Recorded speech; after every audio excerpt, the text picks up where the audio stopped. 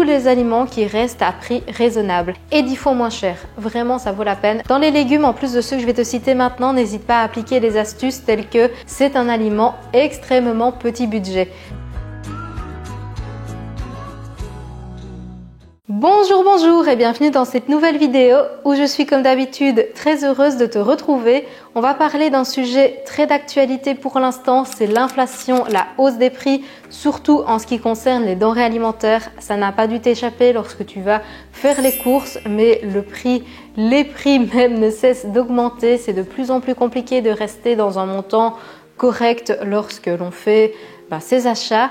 Et dans cette vidéo, je trouvais ça pertinent finalement de compiler tous les aliments qui restent à prix raisonnable. Je vais les classer par catégorie légumes, fruits, féculents, sources de protéines et les lipides.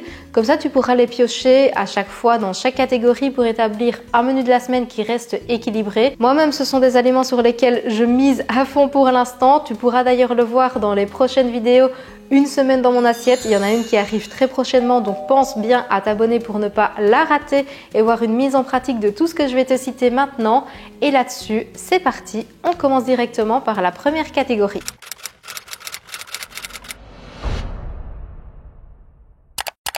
Dans les légumes, en plus de ceux que je vais te citer maintenant, n'hésite pas à appliquer les astuces telles que récupérer les invendus avec les paniers Too Good To Go.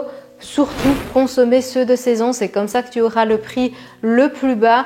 Et je pense aussi que parfois à la fin des marchés, ça c'est quelque chose qui existe pas mal en France, mais ils font des tarifs préférentiels, voire même ils les donnent. On va commencer par un aliment que tu vois très régulièrement dans mes assiettes et dans mes retours de course, j'en parle à chaque fois, mais c'est la carotte, disponible été comme hiver parce qu'il y a deux variétés. C'est un aliment extrêmement petit budget. Tu peux en faire bien évidemment en crudité en faisant simplement des carottes râpées, mais tu peux aussi l'inclure très facilement dans des plats sous forme de gratin. Tu peux en faire des carottes rôties. Tu peux aussi les servir en bâtonnet à l'apéro. Moi vraiment c'est un légume que j'adore et honnêtement dont je ne me lasse pas. Toutes les variétés de choux sont très accessibles. Tu as notamment le chou rouge et le chou blanc que tu peux manger en crudité et en poêlé. Là littéralement ça te dure une éternité avec un seul légume, limite tu peux te faire tes crudités de toute la semaine. Mais tu as aussi, et ça on l'oublie, le chou-fleur que tu peux couper en fleurettes et faire en gratin pour accompagner par exemple un plat de pâtes. Tu as aussi le chou romanesco, un petit peu un légume oublié mais qui est également très savoureux. Bref, il faut vraiment pas oublier ces légumes-là aussi qui ont énormément de choses à nous apporter. Les épinards, on n'y pense pas souvent, mais finalement c'est un légume hyper polyvalent aussi et qui coûte souvent moins cher que les salades alors que ça peut avoir la même utilisation en crudité. Tu peux également les inclure facilement dans des smoothies. Moi j'adore ça, ajouter une poignée, ça lui donne en plus de ça une belle couleur verte et ça l'enrichit évidemment en plein de bons minéraux. En fer d'ailleurs un petit peu, mais aussi en fibres. Ça te permet de manger des légumes dans quelque chose de relativement sucré qui est le smoothie. Alors non, on ne sent pas du tout le goût. Dès que tu rajoutes des fruits sucrés comme la banane, la mangue. Moi je t'avoue que j'en achète souvent en surgelé parce que c'est un petit peu mon repas de flemme avec des pâtes tout simplement et souvent des nuggets végétaliens. Là c'est vraiment le repas quand j'ai pas envie de cuisiner mais que j'ai quand même envie de quelque chose de savoureux. D'ailleurs en parlant de surgelé, bien entendu que tous les légumes surgelés sont un bon plan aussi bien au niveau du portefeuille parce que là tu t'assures d'avoir quelque chose qui a été cueilli en pleine saison et du coup le prix sera le plus préférentiel possible et qui en plus de ça a conservé les vitamines. Je sais que certains n'aiment pas ça, mais c'est peut-être aussi parce que tu n'avais pas consommé un produit de bonne qualité. Là, faut pas hésiter à se référer aussi aux enseignes spécialisées. Je vais notamment citer Picard et je pense qu'en France, vous avez un grand concurrent de Picard maintenant qui commence à bien s'installer et qui en plus de ça est un petit peu moins cher. Donc voilà, ne pas hésiter non plus à aller voir de ce côté-là parce que c'est ce qui te permettra aussi de manger des légumes à petit budget. Et vu qu'on a parlé des surgelés, je voulais également te parler des conserves, notamment tout ce qui est tomates. Plutôt que de prendre des sauces tomates déjà cuisinées avec des aromates qui coûtent souvent une fortune, ne pas hésiter à prendre la sauce tomate toute simple, les tomates pelées. Ça, c'est vraiment le top du top du top parce que c'est ce qui te coûtera le moins cher, voire même carrément la passata. Parlons maintenant des fruits. Ça aussi, c'est quelque chose que tu vois très régulièrement dans mes retours de course. J'en achète à chaque fois ou même dans les vidéos, tu me vois les manger dans les journées dans mon assiette, dans les semaines dans mon assiette. Ce sont les bananes. C'est un aliment très riche en bons minéraux qui contient du magnésium, du potassium, beaucoup de fibres et qui en plus de ça est très polyvalent parce que moi, je l'utilise beaucoup justement pour sucrer naturellement des préparations.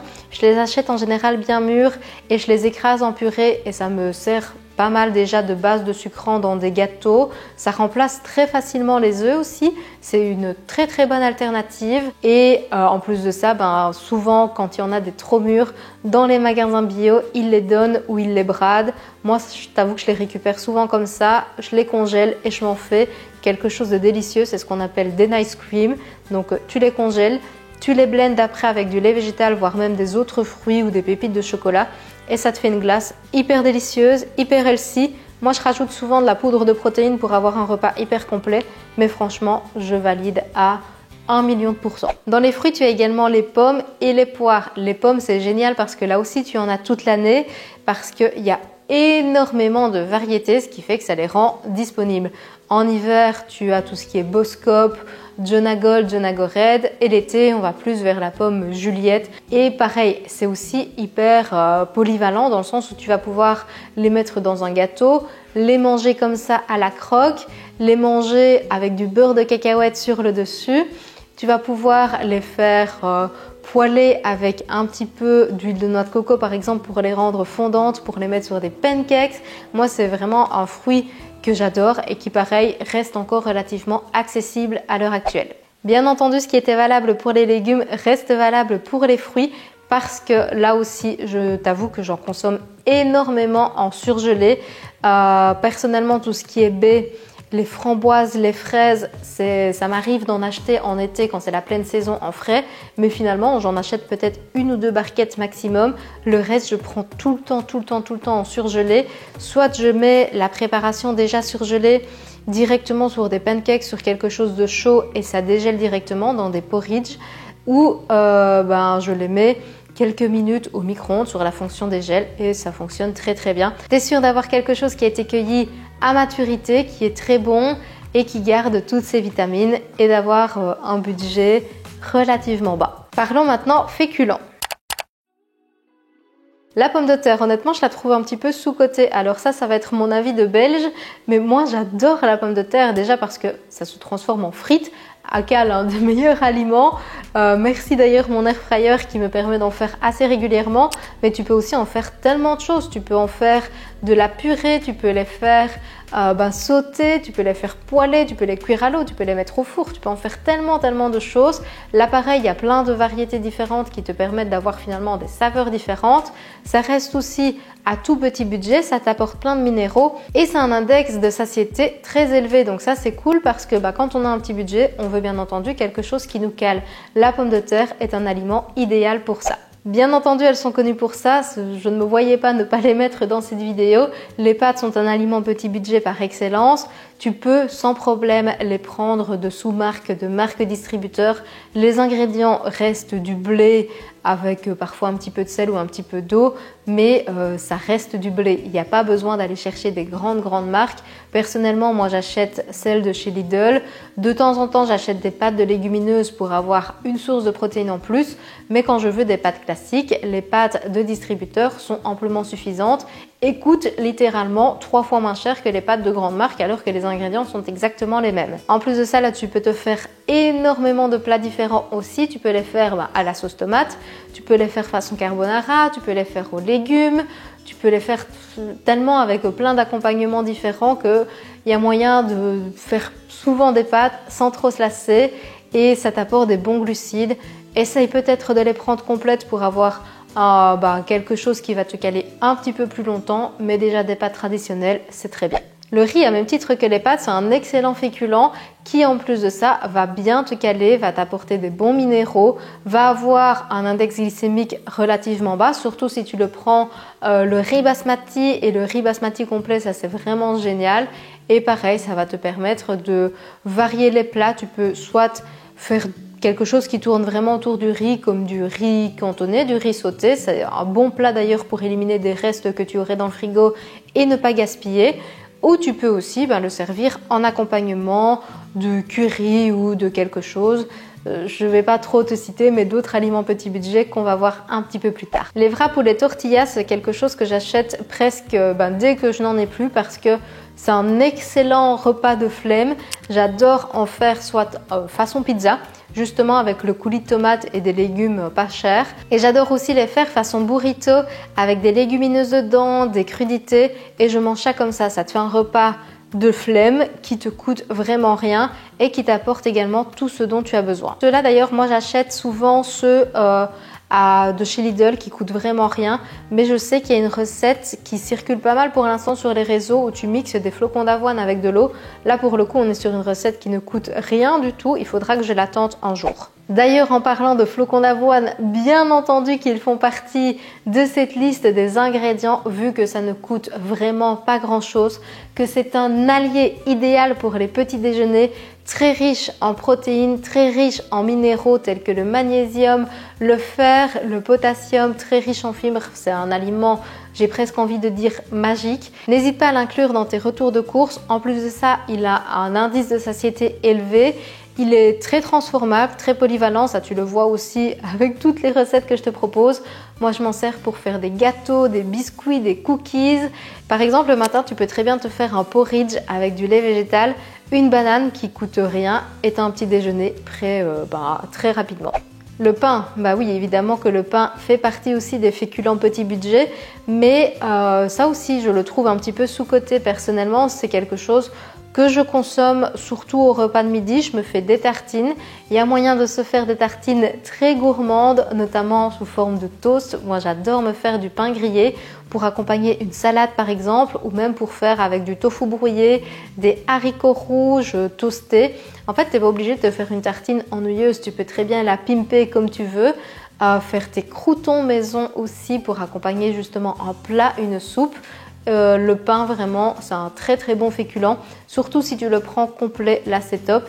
Et je t'avoue que moi je prends celui du Lidl, il me convient très très bien. Et je prends toujours ceux à moins de 2 €, surtout quand ils sont en promo, là ça vaut carrément la peine et vraiment je le valide à 10 000 % aussi. Et pour continuer un petit peu aussi sur la même ligne que le pain, tu as tout ce qui est biscottes. Là je vais aller un petit peu plus loin, je ne sais pas si tu vois les Waza. Pour moi, c'est un meilleur choix que les biscottes parce que les ingrédients sont beaucoup plus clean. C'est souvent moins cher. En tout cas, en Belgique, les Waza, elles ont augmenté récemment, mais il y a quelques temps, elles étaient à 1,50 €. Je pense que maintenant, on est plus à 1,70 €, un truc comme ça. Les ingrédients, on est sur du seigle, de l'eau, du sel. 3 ingrédients, c'est très très court et ça te permet aussi de varier un petit peu du pain, ça croustille. Moi j'aime bien avoir quelque chose de croquant parfois pour accompagner les repas, donc ça peut être une bonne solution aussi. Parlons maintenant des sources de protéines.